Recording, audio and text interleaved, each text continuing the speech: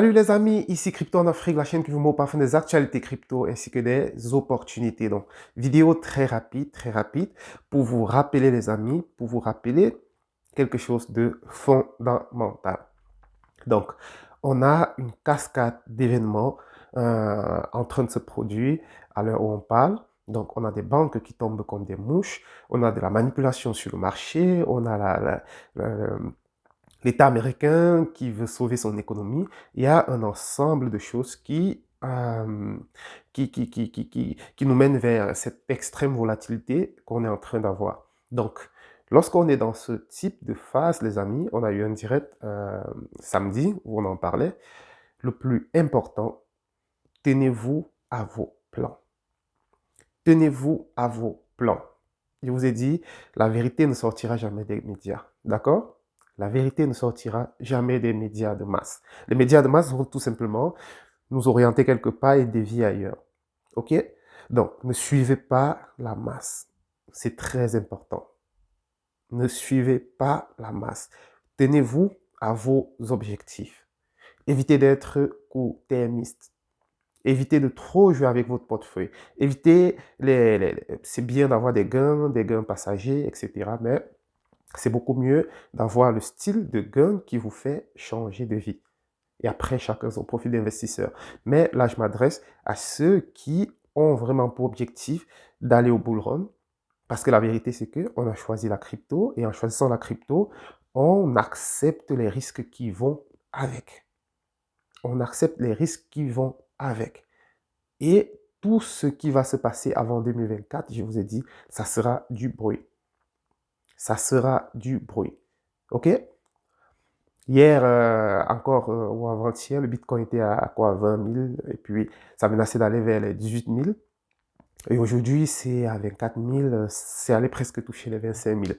Donc, ce type d'événement, les amis, restez juste focus sur vos objectifs. Ne soyez pas très euphorique. D'accord?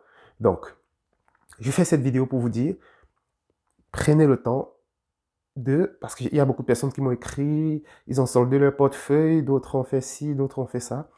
Il n'y a pas de problème. Le marché donne toujours la chance à tout le monde. D'accord? Il n'y a pas de problème. C'est quoi ton objectif pour 2024? C'est la question dont tu dois te poser. Est-ce que c'est avoir un Bitcoin d'accumuler? Est-ce que c'est avoir un Ether? Est-ce que c'est avoir un BNB? Est-ce que c'est avoir 1000 Cardano? C'est ça ton objectif. D'accord? Maintenant, s'il y a un mouvement violent sur le Cardano, je prends pour exemple, qui fait peut-être x2 et que tu sens qu'il peut avoir du retracement en ce moment, tu peux prendre une partie de tes bénéfices, tu attends le retracement, tu rentres sur le marché ou tu investis sur une autre monnaie. D'accord? Mais toujours garder à l'esprit votre objectif en termes de collecte de pièces. Combien de pièces j'ai envie d'avoir pour le prochain bull run? C'est ça l'objectif numéro un. Parce que si vous gérez mal, vous allez rater votre bull run. Parce que à compter de maintenant, du moins, toute cette année, ça sera la manipulation. La peur, après on vous redonne confiance, après ça rechute encore, c'est la peur, après on vous redonne confiance, après, ça va se passer comme ça. Les précédents bear markets, c'était pas comme ça parce que il n'y avait pas assez d'institutionnels dans le game. Ce qui fait que le bear market, c'était juste plate et pas de nouvelles, pas... C'était pas comme ça. Aujourd'hui, il y a des... Notre bear market est allé aussi profond, même parce que ça a été un peu précipité. S'il n'y avait pas Luna, le Bitcoin serait aujourd'hui entre 47 000 et 35 000 dollars. D'accord? Donc, il y a eu Luna, il y a eu FTX. C'est tout ça qui nous a conduit aussi bas. Donc, il faut juste être attentif. Les choses ne seront plus forcément comme par le passé. D'accord? Donc, mais on se fie pour l'instant au passé. D'accord? Parce que quand je regarde même les indicateurs, je ne sais plus si dans les prochains cycles à venir, ça sera vraiment le halving qui va dicter le début du bull run. Est-ce que ça ne sera pas la dominance d'Ethereum? En tout cas, ça fera l'objet d'une autre vidéo. Mais les choses vont changer progressivement.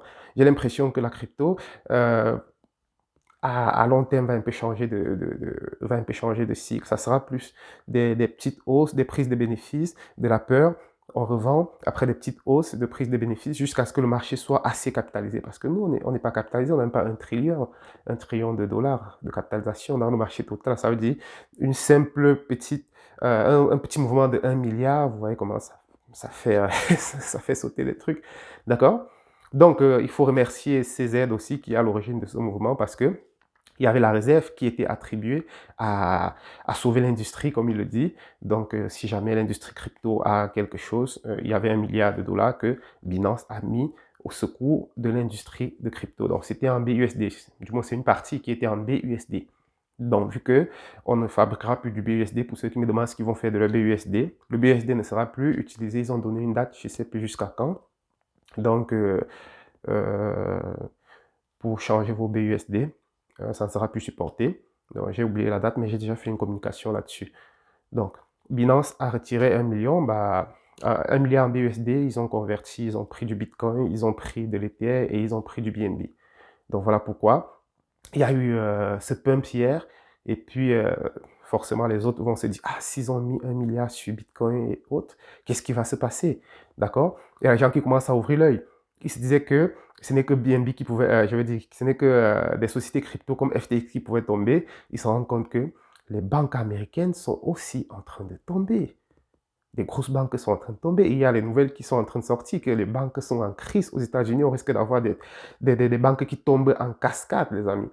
Mais on n'en est pas encore là. C'est des spéculations pour l'instant. D'accord? Donc, si les banques tombent, les gens vont se dire, bah, écoute, peut-être que c'est l'occasion pour le Bitcoin de faire preuve ou bien de devenir cette valeur refuge qui protège les gens contre la crise. Est-ce que c'est maintenant que le Bitcoin va nous le prouver? On ne sait pas. Mais pour ma part, c'est un peu trop tôt. C'est quelque chose qui va arriver peut-être dans 10, 15 ou 20 ans. Mais on ne sait jamais, d'accord? On ne sait jamais. Donc, ne soyez pas très euphorique. Gardez les pieds sur terre. Gardez surtout vos plans. Gardez surtout vos plans. Donc, les gens sont en train de se dire, vu que la Fed avec ses hausses des taux, etc. Je crois même le président doit parler aujourd'hui. Hein. Je crois. Je vais regarder ça et puis je vais vous faire un récap par écrit. Si j'aurais su, si j'aurais eu les idées, si j'aurais su, j'aurais fait ça avant de faire cette vidéo. Mais c'est pas grave, on va continuer de suivre ça. Donc, il se dit peut-être dans les coulisses qu'on va arrêter d'augmenter de cette façon les taux d'intérêt parce que voilà la conséquence, les banques sont en train de payer. Donc, si on continue de forcer la récession, ça risque de plonger le pays ou bien le monde dans le chaos. Donc, on est en train de voir ça. Il y a une réunion qui s'est tenue, je crois, hier pour, pour, pour, pour, pour décider de tout ça, qu'est-ce qu'on va faire. Donc, on ne sait pas. Si le marché tombe comme ça veut dire qu'il y a des gens qui ont eu des informations avant nous et qui se sont positionnés. Mais comme vous savez, on n'a pas de pouvoir, on est le petit peuple, donc on va toujours recevoir les informations, quand est-ce qu'ils vont décider. C'est pour ça qu'il est important pour nous de toujours penser avant, réfléchir comme des baleines, réfléchir comme les institutions, réfléchir pas comme la masse. D'accord? Donc, c'est ça que je voulais vous partager aujourd'hui, les amis. Donc, en résumé, maintenez vos objectifs. Ayez un mental d'acier. D'accord? Et ce n'est que comme ça qu'on pourra aller vers la liberté financière. La richesse, c'est pas facile. D'accord?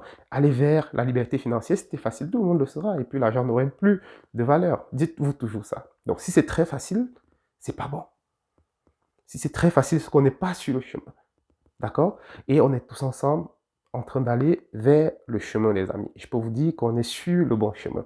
D'accord? Donc, continuons d'être forts, continuons d'être solidaires et continuons à être toujours une même famille, travaillons toujours dans la discipline, maintenons toujours cette rigueur et je vous assure que les années à venir, on sera tranquillement posé au soleil, devant une belle plage, avec notre famille heureuse.